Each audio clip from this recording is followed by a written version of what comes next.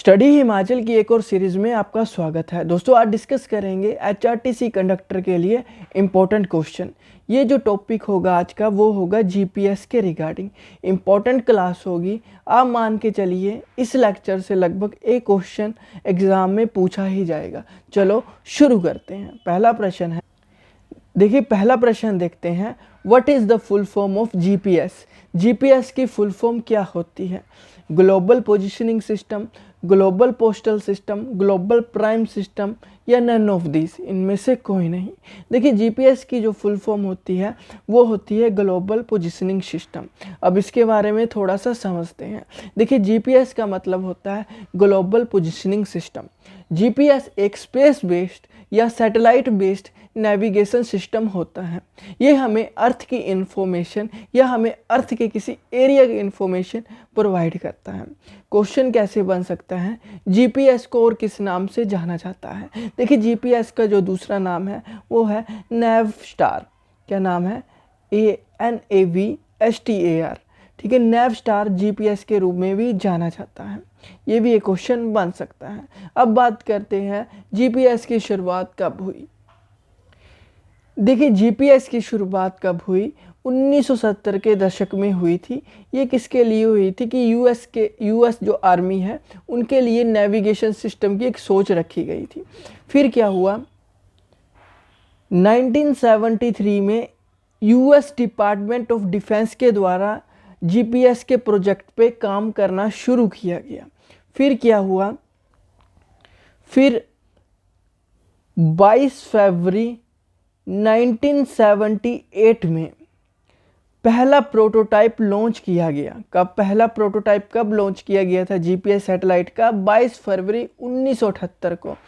और 1993 में 24 सैटेलाइट के साथ ये ऑपरेशनल हुआ है, मतलब कि चालू हुआ। कब हुआ? 1993 में 24 सैटेलाइट के साथ।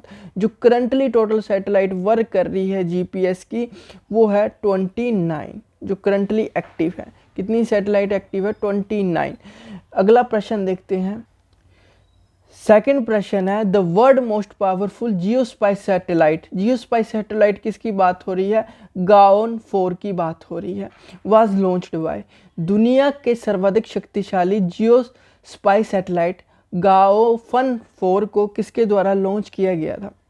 इसको चाइना के द्वारा लॉन्च किया गया था। इंपॉर्टेंट क्वेश्चन है, यहाँ से भी बन सकता है। नेक्स्ट क्वेश्चन देखते हैं। नेक्स्ट प्रश्न है, GLONASS navigation system belong to which country. देखिए ग्लोनास नेविगेशन सिस्टम किस देश से संबंध रखता है?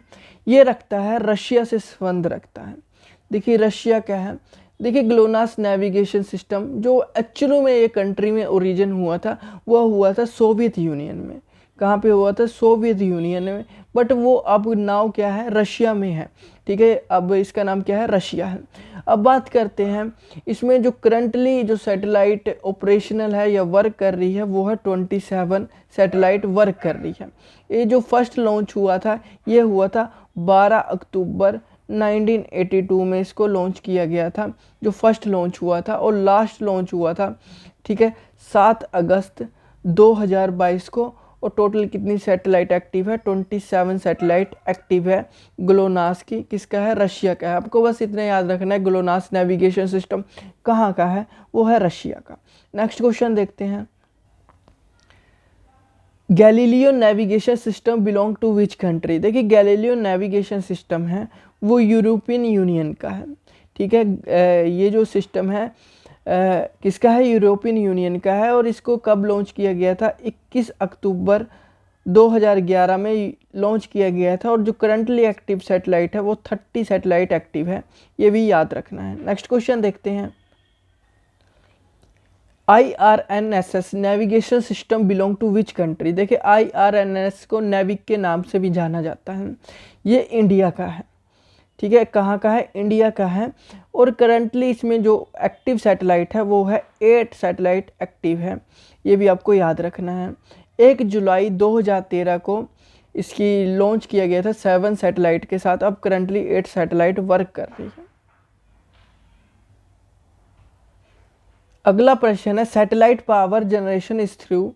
देखिए सैटेलाइट पावर की जनरेशन किससे होती है? सोलर सेल से, ड्राई सेल से, निकल कैडमियम सेल से, लेड एसिड बैटरी से। देखिए जो सैटेलाइट की पावर होती है वो होती है सोलर सेल से। देखिए उपग्रहों के लिए जो बिजली उत्पादन का जो प्राइमरी स्रोत है या प्राइमरी जो प्राथमिक स्रोत है वो है सौर सेल ही है। ये सूर्य के प्रकाश को बिजली में परिवर्तित करता है, जिसका उपयोग उपग्रह के सिस्टम को बिजली देने के लिए किया जाता है। तो इसका जो आंसर होगा ए होगा।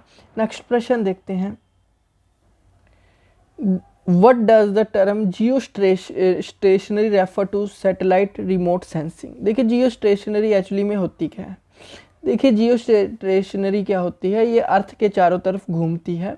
ये अर्थ से लगभग कितनी हाइट पर होती है, लगभग ये होती है 35,800 किलोमीटर, लगभग 36,000 किलोमीटर के हाइट पर होती है अर्थ से, और डायरेक्टली अबव द इक्वेटर होती है, जहाँ से ये रिवॉल्व करती है। और ये डायरेक्शन किस डायरेक्शन में रिवॉल्व करती है, जिसमें अर्थ भी रिवॉल्व कर रही होती है।